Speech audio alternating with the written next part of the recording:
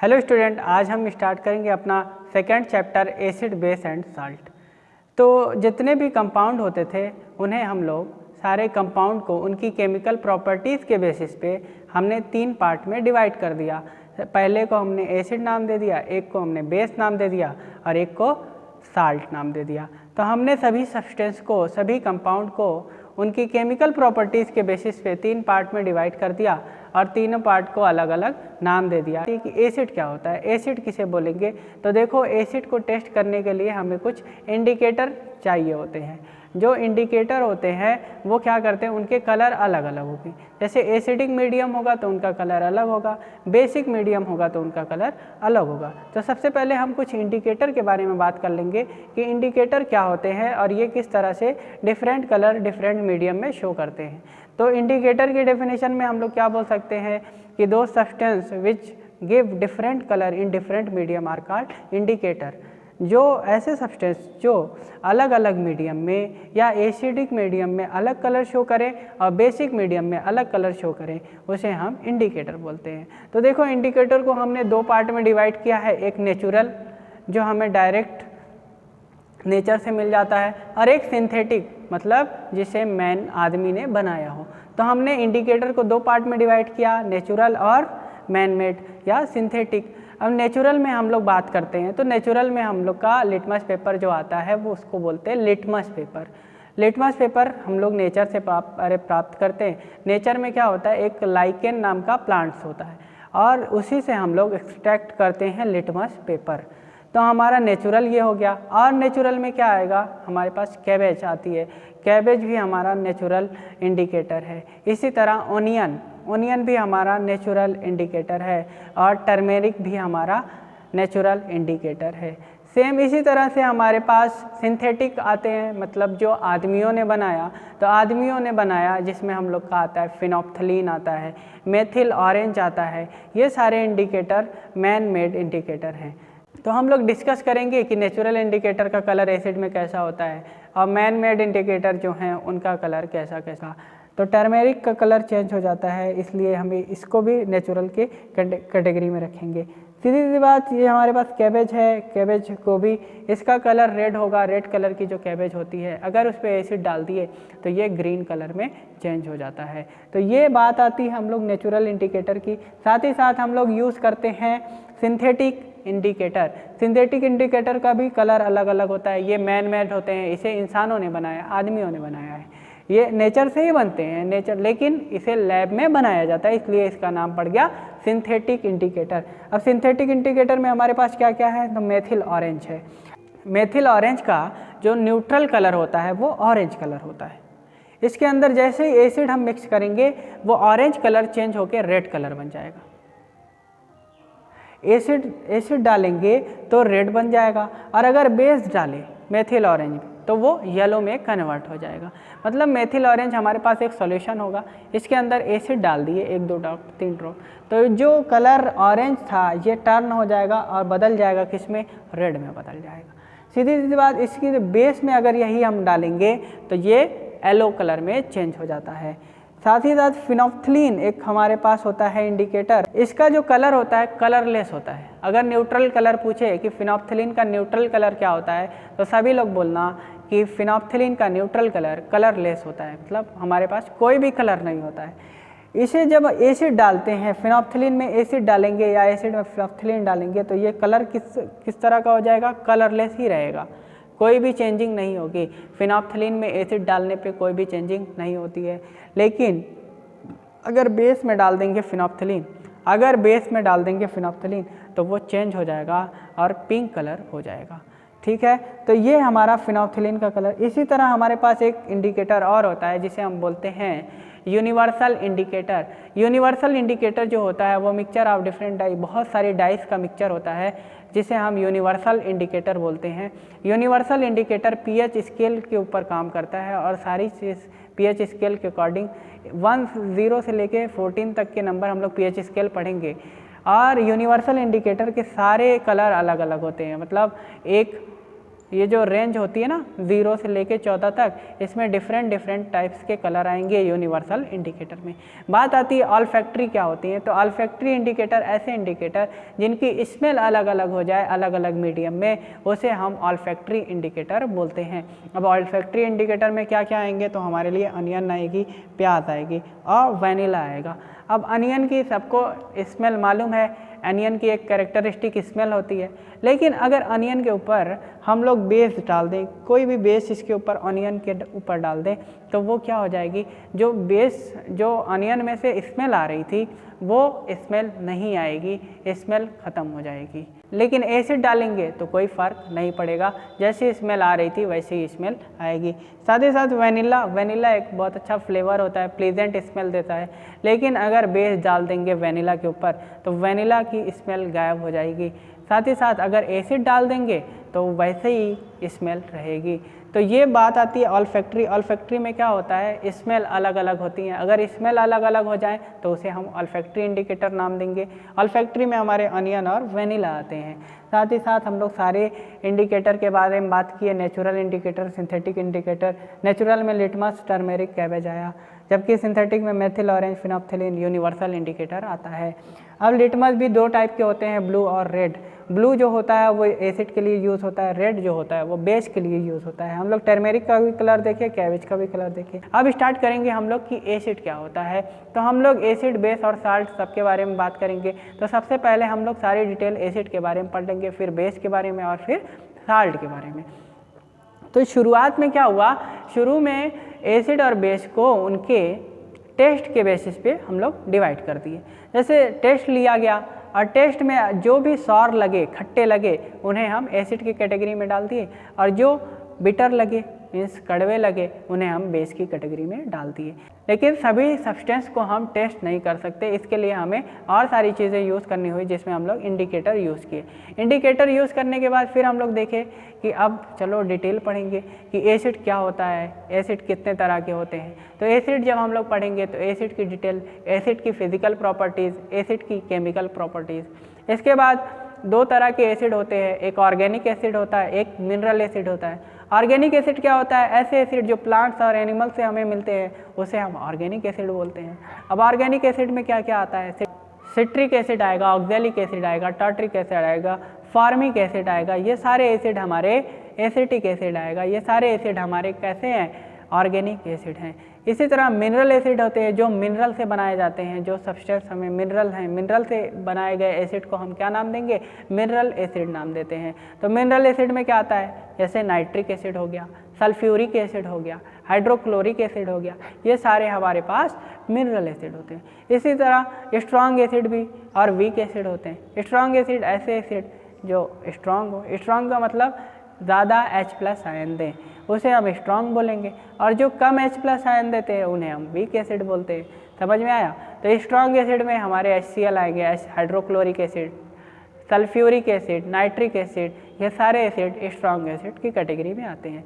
जबकि week acid की category में सारे ऑर्गेनिक एसिड वीक एसिड की कैटेगरी में आते हैं, और साथ ही साथ एक एसिड हमारा कार्बोनिक एसिड जो है वो भी वीक एसिड की कैटेगरी में आता है।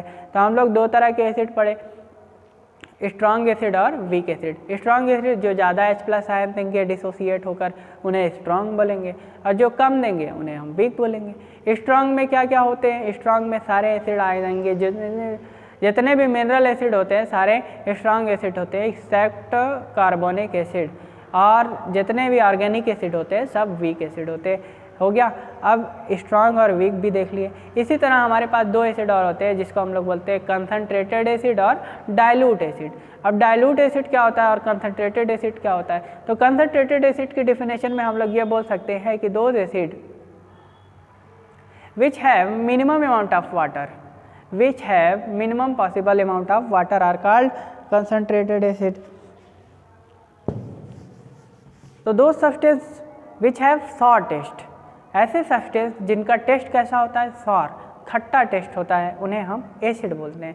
सबसे पहली बात तो हमें इन्हें फिजिकल और केमिकल, तो फिजिकल प्रॉपर्टीज़ में एसिड की हम लोग बात करेंगे कि इनका कलर कैसा होगा, सॉर, सॉरी इनका टेस्ट कैसा होगा, सॉर टेस्ट होगा।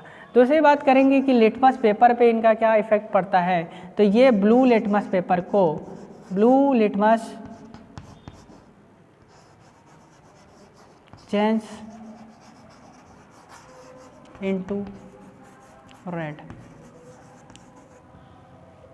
तो जो भी एसिड होंगे वो ब्लू लिटमस पेपर को रेड लिटमस पेपर में कन्वर्ट कर देंगे। तीसरी बात आती है और एसिड की प्रॉपर्टी क्या होगी, तो एसिड क्या होता है, conduct electricity. Acid conduct electricity.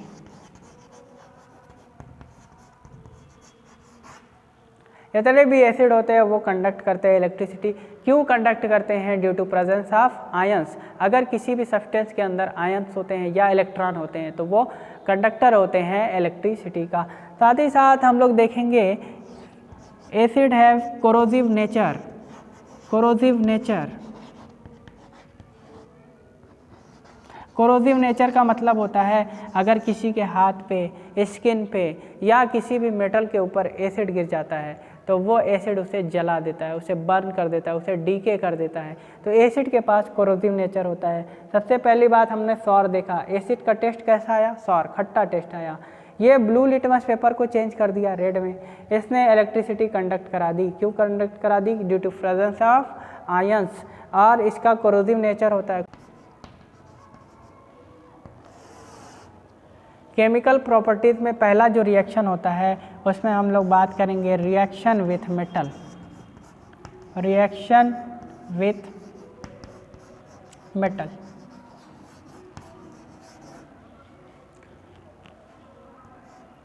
तो जितने भी एसिड हैं अगर वो मेटल से रिएक्ट करते हैं तो हाइड्रोजन गैस रिलीज करते हैं। कौन सी gas, hydrogen gas. When acid react with metal form salt and hydrogen gas. तो हम लोग जनरल एक इक्वेशन बना देते हैं कि जितने भी एसिड हैं, एसिड अगर मेटल से उसका रिएक्शन हुआ, एसिड प्लस मेटल। देखो हमने पहला चैप्टर पढ़ चुका है और हम लोग केमिकल इक्वेशन बनाना सीख चुके हैं, तो ये हमारा हेल्प करेगा यहाँ एसिड बेस में।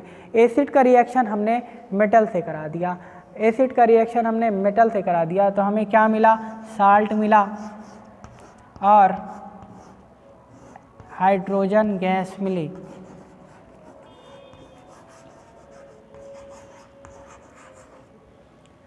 हमने एसिड का रिएक्शन मेटल से कराया तो ये जनरल इक्वेशन हमारा बना कि एसिड, कोई भी एसिड होगा मेटल से रिएक्ट करेगा तो साल्ट बनेगा और हाइड्रोजन गैस बनेगी।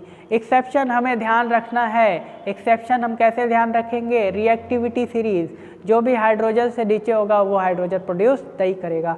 अब हमने एसिड ले लिया, जैसे एग्जांपल देख लेते हैं कि जब HCl हाइड्रोक्लोरिक एसिड, इसमें हम लोग जिंक डाल देते हैं,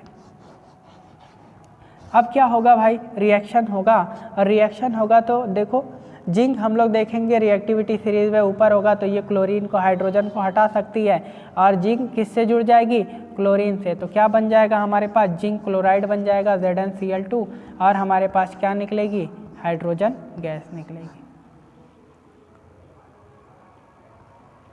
और एसिड ले लेते हैं, HNO3 ले लेते हैं। एसिड का रिएक्शन हमने करा दिया जिंक से तो हमारे पास क्या बना, जिंक नाइट्रेट बना और हाइड्रोजन गैस रिलीज हो गई।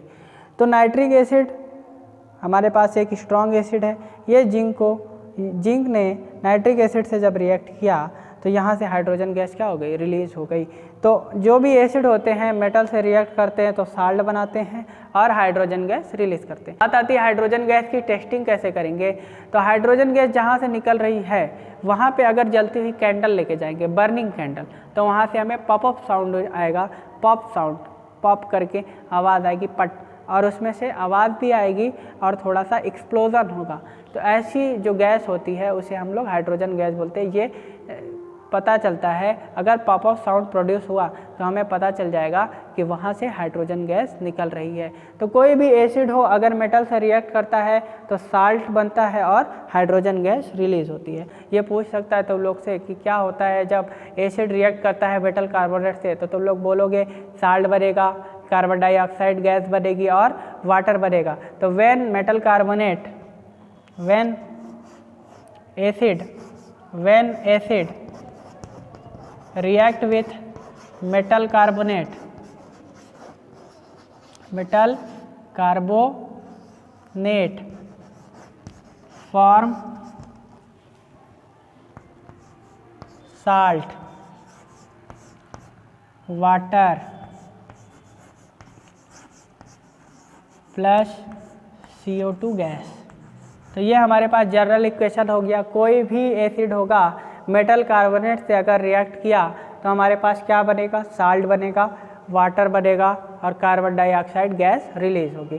जनरली हम लोग देख लेते हैं HCl जब रिएक्ट करता है सोडियम कार्बोनेट से Na2CO3 तो हमारे पास क्या बन जाएगा, देखो यहाँ से कौन सा रिएक्शन होगा, यहाँ पे रिएक्शन होगा तो बनेगा NaCl, ये हमारे पास सॉल्ट हो गया, plus water plus carbon dioxide gas. तो ये रिएक्शन होता है। अगर किसी भी एसिड के अंदर मेटल कार्बोनेट को हम डिज़ोल्व करते हैं तो हमारे पास साल्ट बनेगा, वाटर बनेगा और क्या बनेगा, कार्बन डाइऑक्साइड गैस बनती है। ठीक है, तो ये इतना मेटल कार्बोनेट से रिएक्शन हुआ। इसी तरह जब एसिड मेटल हाइड्रोजन कार्बोनेट से रिएक्ट करता है, मेटल हाइड्रोजन कार्बोनेट, तो भी यही बनेगा। अगर मेटल हाइड्रोजन कार्बोनेट से रिएक्ट करेगा तो भी रिएक्शन ऐसे ही होगा, तो भी क्या बनेगा, साल्ट बनेगा। जब एसिड मेटल हाइड्रोजन कार्बोनेट से रिएक्ट करता है या मेटल बाइकार्बोनेट से रिएक्ट करता है तो भी हमारे पास क्या बनेगा, साल्ट बनेगा, वाटर बनेगा और कार्बन डाइऑक्साइड गैस रिलीज होगी। तो एसिड कोई भी एसिड ले सकते हैं, H2SO4 ले लेते हैं हम लोग, मेटल हाइड्रोजन कार्बोनेट में ले लेते हैं NaHCO3, सोडियम बाइकार्बोनेट या सोडियम हाइड्रोजन कार्बोनेट, फार्मूला देखो बनाना सिखाया था HCO3, इसको क्या बोलते हैं हम लोग, या तो बाइकार्बोनेट बोलते हैं या तो हाइड्रोजन कार्बोनेट बोलते हैं। अब यहाँ पे डिस्प्लेसमेंट रिएक्शन और यहाँ डबल डिस्प्लेसमेंट, यहाँ से होगा NaSO4, तो सोडियम सल्फेट से रिएक्ट करके एक साल्ट बना लेगा, सोडियम सल्फेट। इसके बाद क्या बनेगा, वाटर और क्या बनेगा, कार्बन डाइऑक्साइड। तो हम लोग को जनरली याद रखना है, जनरल रिएक्शन ही याद रखना है सभी का। एसिड जब मेटल से रिएक्ट करेगा तो साल्ट बनेगा और हाइड्रोजन गैस रिलीज होगी।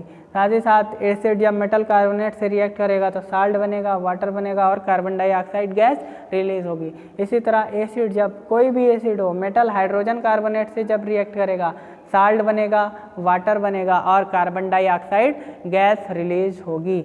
यहाँ पे हमने एग्जाम्पल के थ्रू देखा कि when hydrochloric acid react with sodium hydrogen carbonate it form sodium sulphate, water and carbon dioxide. बात आती है कि कार्बन डाइऑक्साइड गैस की टेस्टिंग कैसे करेंगे। तो कार्बन डाइऑक्साइड की गैस की टेस्टिंग करना है तो हम लोग लाइम वाटर में, लाइम वाटर, और लाइम वाटर किसे बोलते हैं भैया, कैल्शियम हाइड्रोक्साइड। कैल्शियम हाइड्रोक्साइड में हम कार्बन डाइऑक्साइड गैस डाल देंगे तो क्या बनेगा, ये जो लाइम वाटर का कलर है इसका कलर मिल्की कलर का हो जाएगा। लाइम वाटर में हम लोग क्या डालेंगे, कार्बन डाइऑक्साइड गैस डालेंगे तो लाइम वाटर का जो कलर होगा ये कैसा हो जाएगा, मिल्की कलर हो जाएगा। लाइम वाटर कलर चेंज करके किस में बदल जाएगा, मिल्की कलर में बदल जाएगा। और एक्सेस में जब डाल देंगे, और एक्सेस में CO2 अगर इसी में डाल दिए एक्सेस, तो ये जो मिल्की कलर है ये फिर से कलरलेस हो जाएगा। कैसा हो जाएगा, कलरलेस हो जाएगा due to formation of calcium bicarbonate. तो सबसे पहले तो ये जब कैल्शियम हाइड्रोक्साइड के अंदर कार्बन डाइऑक्साइड डाले तो हमारा बना क्या, कैल्शियम कार्बोनेट, और कैल्शियम कार्बोनेट का कलर मिल्की कलर हो जाता है। इसी में और डाल देंगे कैल्शियम, इसी में और कार्बन डाइऑक्साइड जब डाल देंगे तो यह कलर कलरलेस हो जाएगा due to formation of precipitate of calcium bicarbonate. तो कैल्शियम बाइकार्बोनेट का प्रेसिपिटेट बन जाता है जिससे जो कलर होता है वो फिर कलरलेस हो जाएगा। अब बात आती है कि एसिड जब बेस से रिएक्ट करता है तो क्या बनता है। तो कोई भी एसिड अगर बेस से रिएक्ट करेगा, एसिड प्लस बेस, तो क्या बनेगा भाई, साल्ट बनेगा, साल्ट एंड वाटर बनेगा, वाटर H2O। तो यहाँ पे हम लोग वाटर लिख सकते हैं, वाटर। तो कोई भी एसिड जब बेस से रिएक्ट करता है तो साल्ट और वाटर प्रोड्यूस करता है। इस रिएक्शन को हम लोग न्यूट्रलाइजेशन रिएक्शन बोलते हैं। तो तुम लोग से क्वेश्चन पूछा था एक बार कि व्हाट इज न्यूट्रलाइजेशन रिएक्शन, तो बोलना when acid react with base form salt and water this reaction is called neutralisation reaction. तो एसिड जब बेस से रिएक्ट करेगा तो साल्ट बनेगा और वाटर बनेगा, और साल्ट और वाटर जो बनता है तो इससे एसिड की प्रॉपर्टीज़ जो होगी, एसिड का कोरोसिव नेचर, एसिड की एसिडिटी ख़त्म हो जाएगी, बेस की बेसिसिटी ख़त्म हो जाएगी, और ये दोनों न्यूट्रल हो जाएंगे।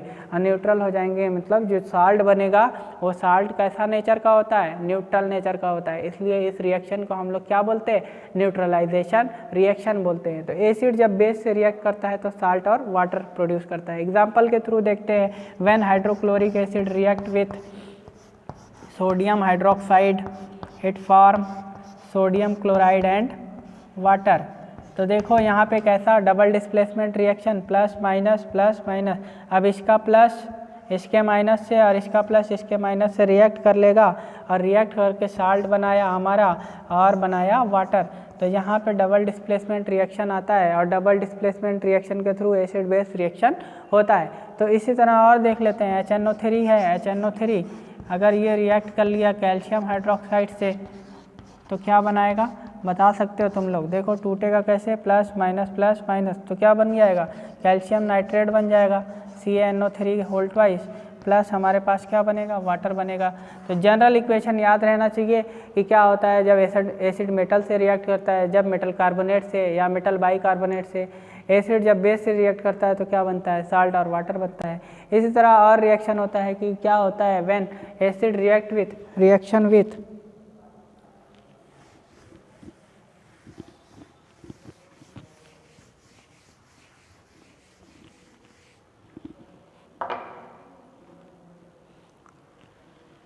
reaction with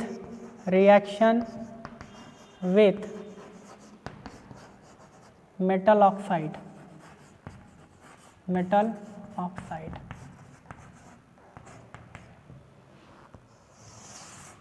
तो इसका भी जनरल इक्वेशन यही है कि जब एसिड मेटल ऑक्साइड से रिएक्ट करता है, मेटल ऑक्साइड, तो ये फॉर्म करता है साल्ट और वाटर। तो जनरली यही होता है, साल्ट और वाटर होता है। खाली हमें याद रखना है कि मेटल कार्बोनेट और मेटल बाइकार्बोनेट में हमारा कार्बन डाइऑक्साइड गैस भी निकलेगी। अब एसिड, कोई भी एसिड होगा, एसिड HCl ही ले लेते हैं, HCl, इसने रिएक्ट कर दिया CuO से, तो ये क्या करेगा, अब देखो साल्ट बनाएगा। साल्ट कैसा बनेगा, CuCl से रिएक्ट कर लेगा और ये HOH से कर लेगा, O से, तो यहाँ से हमारा बनेगा CuCl2 प्लस H2O। तो कोई भी एसिड होता है अगर मेटल ऑक्साइड से रिएक्ट करेगा तो साल्ट बनाएगा और वाटर बनाएगा, साल्ट बनाएगा और वाटर बनाएगा। ये एसिड है, ये हमारे पास क्या है, मेटल ऑक्साइड है, ये हमारा साल्ट है और ये हमारा वाटर है। तो अगर मेटल ऑक्साइड से रिएक्ट करेगा एसिड तो क्या बनता है, साल्ट बनता है और वाटर बनता है। तो अब हम लोग चलेंगे, अब हम देखेंगे कि सभी एसिड में कॉमन चीज़ क्या है। और ये थ्योरी एक बताया था जिसको हम लोग बोलते हैं आर्हेनियस थ्योरी। आर्हेनियस थ्योरी के अकॉर्डिंग क्या होता है, एसिड ऐसे सब्सटेंस होते हैं जिन्हें वाटर में डिजॉल्व करने पे वो H+ आयन रिलीज करते हैं। तो those substance which release H+ ion on dissolving in water are called acid. तो सभी सब्सटेंस जो वाटर में डिजॉल्व करने पे H+ आयन रिलीज करते हैं उन्हें हम क्या बोलते हैं, एसिड बोलते हैं। तो हम देखेंगे कि कोई भी एसिड हो, एसिड जैसे हमारे पास क्या है, हाइड्रोक्लोरिक एसिड है, और एसिड को हमने क्या कर दिया, वाटर में डिज़ोल्व कर दिया। तो वाटर में जब डिज़ोल्व करेंगे एसिड को तो ये क्या बनाएगा, H+ बनाएगा और हमारे पास क्या निकलेगा, Cl- निकलेगा। तो ये आर्हेनियस थ्योरी है, हम लोग बहुत लास्ट में पढ़ रहे हैं, शुरू में ही हमें पढ़ लेना चाहिए था कि कोई भी एसिड को जब हम वाटर के अंदर डिज़ोल्व करते हैं तो वो क्या करता है, H+ आयन रिलीज़ करता है। हमारे पास और एसिड होते हैं HNO3 को भी जब वाटर में डिज़ोल्व करेंगे तो हमारे पास क्या बनेगा, H+ बनेगा और क्या बनेगा, NO3- बनेगा।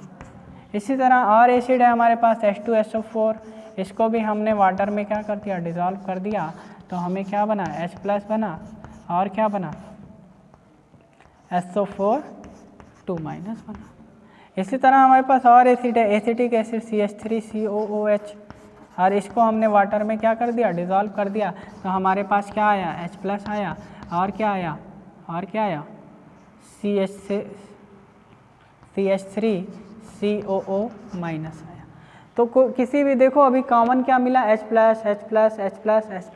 तो हमने क्या बोल दिया, जनरली एक चीज़ ये बोल दी कि एसिड ऐसे सब्सटेंस है जिन्हें वाटर में डिज़ोल्व करने पे H+ आयन रिलीज़ करते हैं। सभी भी, जितने भी एसिड होंगे उनमें H+ आयन होता है, लेकिन बाद में ये थ्योरी फेल हो जाती है, आर्हेनियस थ्योरी, इसके लेविस थ्योरी, ये सब हमें नहीं पढ़नी है। बहुत सारी थ्योरी है एसिड और बेस के ऊपर, लेकिन हम लोग क्या पढ़ें, यही पढ़े कि आर्हेनियस थ्योरी पढ़े। आर्हेनियस थ्योरी के अकॉर्डिंग क्या बोलता है कि किसी भी एसिड को जब हम वाटर में डिज़ोल्व करेंगे तो वो क्या देगा, H+ आयन रिलीज करेगा, और ऐसे सब्सटेंस जो किसी एक्वस सॉल्यूशन में H+ आयन रिलीज करते हैं उन्हें हम क्या बोलते हैं, एसिड बोलते हैं।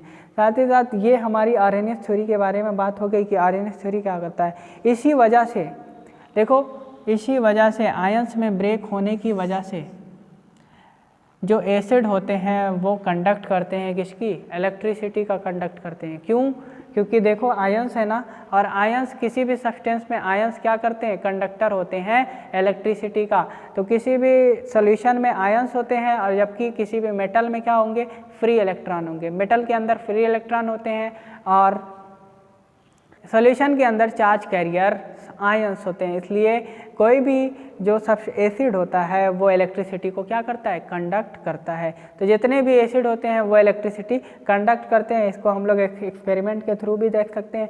एसिड डाल देंगे और वहाँ पे कैथोड एनोड लगा देंगे, हम लोग सर्किट को कंप्लीट करेंगे, उसमें एक बल्ब लगा देंगे और बैटरी ऑन कर देंगे। अगर सॉल्यूशन इलेक्ट्रिसिटी का कंडक्टर होगा तो बल्ब जल जाएगा, और अगर सॉल्यूशन इलेक्ट्रिसिटी कंडक्ट नहीं करेगा तो बल्ब नहीं जलता है। ठीक है, तो ये एसिड के बारे में बात हुई। स्टार्टिंग में हम लोग ने डिस्कस किया था स्ट्रॉन्ग एसिड, वीक एसिड के बारे में, और डाइल्यूट एसिड और कंसनट्रेटेड एसिड के बारे में। तो थोड़ा सा डिटेल देख लेते हैं कि स्ट्रॉन्ग एसिड क्या होता है और वीक एसिड क्या होता है।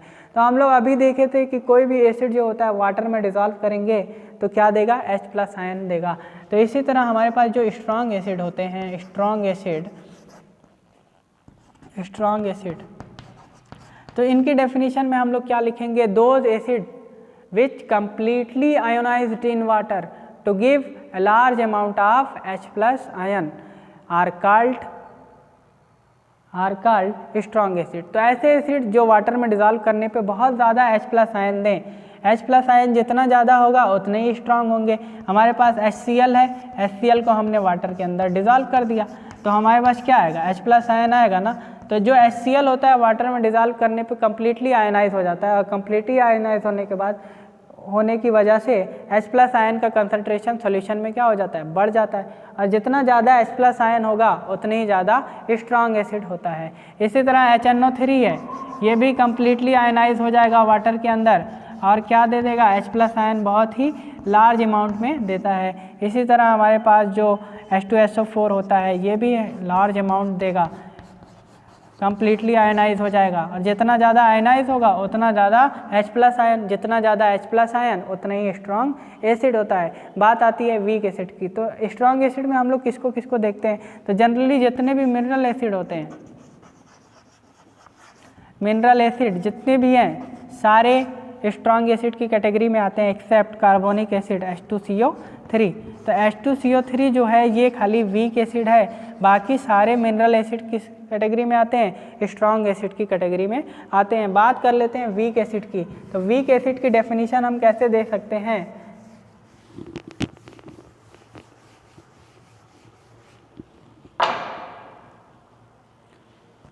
वीक एसिड, तो वीक एसिड की डेफिनेशन क्या होगी, those acid which are partially dissolve in water and give lesser number of H+ ion are called weak acid. ऐसे एसिड होंगे जो कम मात्रा में, कम अमाउंट में H+ आयन रिलीज करेंगे, उन्हें हम वीक एसिड बोलेंगे। वीक एसिड में हम लोग बात किए थे कौन कौन से, सभी ऑर्गेनिक एसिड कैसे हैं, वीक एसिड है।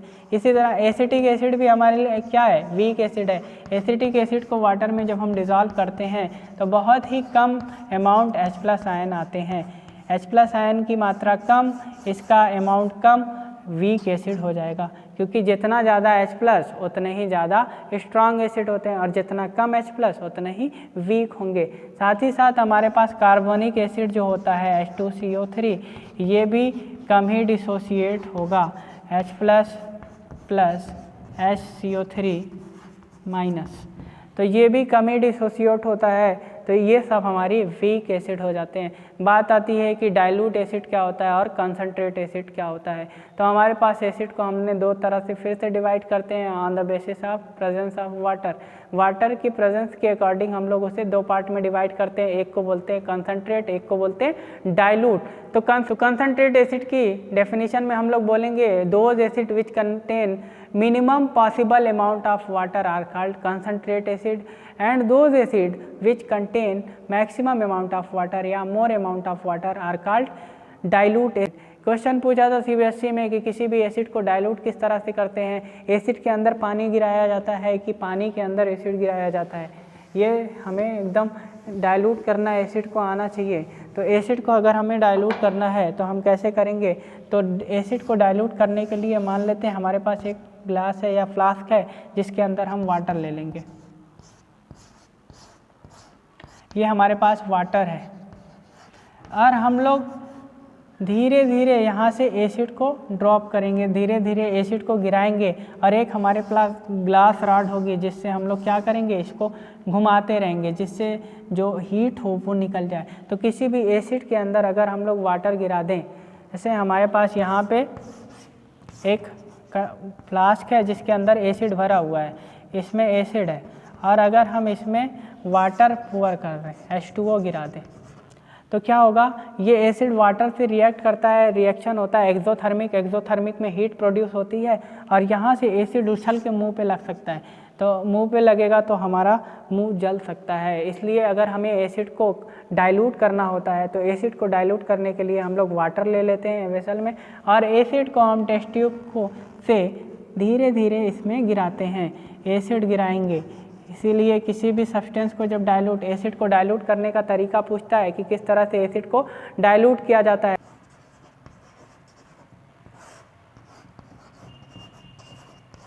तो चलिए बात कर लेते हैं कि एसिड का यूज़ कहाँ कहाँ होता है। तो सल्फ्यूरिक एसिड का यूज़ कहाँ होगा, पेंट बनाने में यूज़ होता है, फर्टिलाइज़र बनाने में यूज़ होता है, प्लास्टिक बनाने में, फाइबर और डिटर्जेंट बनाने में हमें सल्फ्यूरिक एसिड यूज़ करते हैं।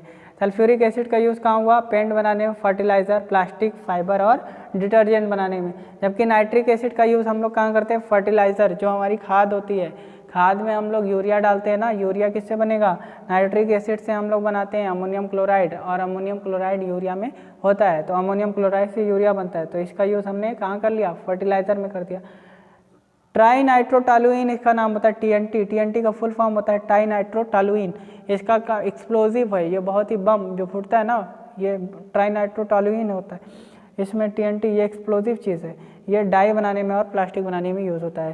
साथ ही साथ जो हमारा हाइड्रोक्लोरिक एसिड है, रिमूविंग जो हाइड्रोक्लोरिक एसिड है वो यूज़ होता है ऑक्साइड लेयर को रिमूव करने के लिए। जैसे हम लोग जानते हैं कि एल्युमिनियम जो होती है, एल्युमिनियम ऑक्सीजन से रिएक्ट करके अपने ऊपर एक ऑक्साइड लेयर फॉर्म कर लेती है और ये ऑक्साइड लेयर अगर हमें रिमूव करने हटानी है तो इसके लिए हम क्या करेंगे, हाइड्रोक्लोरिक एसिड उसके ऊपर गिरा देंगे और ये ऑक्साइड लेयर हट जाएगी। साथ ही साथ इसका यूज़ हम लोग टेक्सटाइल में करते हैं और लेदर इंडस्ट्री में करते हैं। तो जितने भी एसिड होते हैं उनका यूज़ होता है इंडस्ट्री में, बहुत ज़्यादा यूज़ होता है। सारे जो एसिड होते हैं यहाँ पे, जो एसिड है हमारा सल्फ्यूरिक एसिड और नाइट्रिक एसिड और हाइड्रोक्लोरिक एसिड, ये यूज़ बहुत ज़्यादा होते हैं किसी भी काम के लिए, इंडस्ट्री में बहुत ज़्यादा यूज़ होते हैं। ये तीनों एसिड इंडस्ट्री में बहुत ज़्यादा यूज़ होते हैं। तो चलिए आज एसिड में हम लोग इतना ही पढ़ेंगे। एसिड के हम लोग क्या क्या पढ़े कि एसिड क्या होता है। एसिड ऐसे सब्सटेंस होते हैं जिनका सॉल्ट टेस्ट होता है, पहली बात। दूसरा हम लोग क्या पढ़े थे, कंडक्ट करेंगे इलेक्ट्रिसिटी का। तीसरी बात हम लोग करे थे कि एसिड जो होता है ब्लू लिटमस पेपर को रेड में चेंज कर दे, ब्लू लिटमस पेपर को रेड में चेंज कर देता है। इसी बात हम लोग पढ़े थे कि एसिड की केमिकल प्रॉपर्टीज़ पढ़े थे, एसिड का कोरोसिव नेचर पढ़े थे। इसके बाद फिर हमने एसिड की केमिकल प्रॉपर्टीज़ पढ़े। एसिड की केमिकल प्रॉपर्टीज़ में रिएक्शन विथ मेटल देखे कि मेटल से रिएक्ट करता है तो क्या होता है, तो साल्ट बनेगा और हाइड्रोजन गैस निकलेगी। मेटल कार्बोनेट से रिएक्शन देखे, कोई भी एसिड जब मेटल कार्बोनेट से रिएक्ट करता है तो साल्ट बनता है, वाटर बनता है और कार्बन डाइऑक्साइड गैस रिलीज होती है। जब कोई भी एसिड मेटल बाइकार्बोनेट से या मेटल हाइड्रोजन कार्बोनेट से रिएक्ट करता है तो साल्ट बनता है, वाटर बनता है और कार्बन डाइऑक्साइड गैस ही रिलीज होती है। तो जनरल इक्वेशन याद रखना, कोई भी एसिड आ जाएगा तो हम बता सकते हैं। साथ ही साथ जब एसिड बेस से रिएक्ट करता है तो क्या होता है, तो जब एसिड बेस से रिएक्ट करता है तो साल्ट बनता है और वाटर बनता है। इसी के साथ अगर एसिड मेटल ऑक्साइड से रिएक्ट करेगा तो क्या होगा, तो जब एसिड मेटल ऑक्साइड से रिएक्ट करता है तो साल्ट बनता है और वाटर बनता है। इसके बाद हम लोग बात किए थे कि क्या होता है कंसनट्रेट एसिड, क्या होता है डाइल्यूट एसिड। तो कंसनट्रेट एसिड ऐसा एसिड जिसके अंदर पानी बहुत ही कम अमाउंट में हो, वाटर मिनिमम अमाउंट में प्रेजेंट हो, उसे कंसनट्रेट बोलेंगे। जिसके अंदर पानी मैक्सिमम अमाउंट में प्रेजेंट होता है उसे हम डाइल्यूट एसिड बोलते हैं। इसके बाद स्ट्रॉन्ग एसिड और वीक एसिड होती है। तो स्ट्रॉन्ग एसिड में क्या होता है, ऐसा एसिड जो वाटर में डिसॉल्व करने पे ज़्यादा H+ आयन रिलीज करे। साथ ही साथ एक क्वेश्चन ये और आता है कि क्यों जो HCl गैस होती है अगर उसे हम लिटमस पेपर पे पास करें तो लिटमस पेपर का जो कलर होता है ब्लू कलर, वो रेड में चेंज नहीं होता है। क्यों चेंज नहीं होता, तो लिटमस पेपर का जो कलर चेंज होता है वो due to presence of H+ ion. अगर किसी भी गैस के पास H+ आयन नहीं होगा तो वो लिटमस पेपर के कलर को चेंज नहीं करेगी। तो हाइड्रोजन क्लोराइड गैस हमारे पास एक होती है hydrogen chloride gas.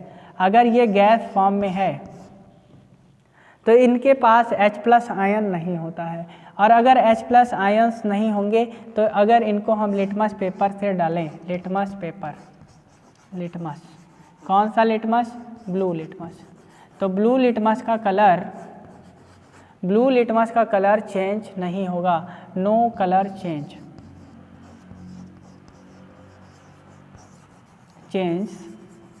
Takes place. तुमसे क्वेश्चन पूछेगा कि जब हाइड्रोजन क्लोराइड गैस को ब्लू लिटमस पेपर से पास कराया जाता है तो ब्लू लिटमस पेपर का कलर चेंज नहीं होता है, वो रेड कलर में चेंज नहीं होता है। क्यों नहीं चेंज होता, तो तुम बोलोगे due to absence of H+ ion. या क्या होता है, जब इसी को हम वाटर में डिज़ोल्व कर देते हैं, वाटर के अंदर डाल देंगे तो इसी को हम बोलते हैं hydrochloric acid. Hydrogen chloride gas के साथ अगर वाटर हम मिक्स कर दिए तो अब क्या बन गया, HCl। इसके अंदर क्या होता है, हम लोग पढ़े थे कि कोई भी एसिड होगा वाटर में डिज़ोल्व करेंगे तो कौन सा आयन रिलीज करेगा, H+ आयन। अब अगर किसी भी लिटमस पेपर को यहाँ पे डाल दिए ब्लू लिटमस पेपर, तो ये ब्लू लिटमस पेपर किस में कन्वर्ट हो जाएगा, रेड में कन्वर्ट हो जाएगा। यहाँ पे क्या था, यहाँ पे HCl में H+ आयन नहीं था, और H+ आयन नहीं होगा क्योंकि H+ आयन ही कैरेक्टरिस्टिक प्रॉपर्टीज़ होता है, किसी भी लिटमस पेपर के कलर को चेंज करता है। तो किसी भी लिटमस पेपर के कलर को कौन चेंज करेगा, H+ आयन। क्योंकि जो हाइड्रोजन क्लोराइड गैस है इसमें H+ आयन नहीं है, इस वजह से ब्लू लिटमस पेपर का कलर जो होता है वो चेंज नहीं होता है, वो ब्लू ही रह जाता है, वो रेड में कन्वर्ट नहीं होता है। इसी को जब वाटर में डिज़ोल्व कर देंगे तो अब क्या बन गया, हाइड्रोक्लोरिक एसिड बन गया। अब हाइड्रोक्लोरिक एसिड में क्या है, H+ आयन है, और ये H+ आयन जब ब्लू लिटमस पेपर से रिएक्ट करेगा तो वो कन्वर्ट हो जाएगा रेड लिटमस पेपर में। तो आज हमने एसिड के बारे में इतनी बात कर ली। अब हम कल बात करेंगे बेस के बारे में और इसके बाद साल्ट के बारे में स्टडी करेंगे।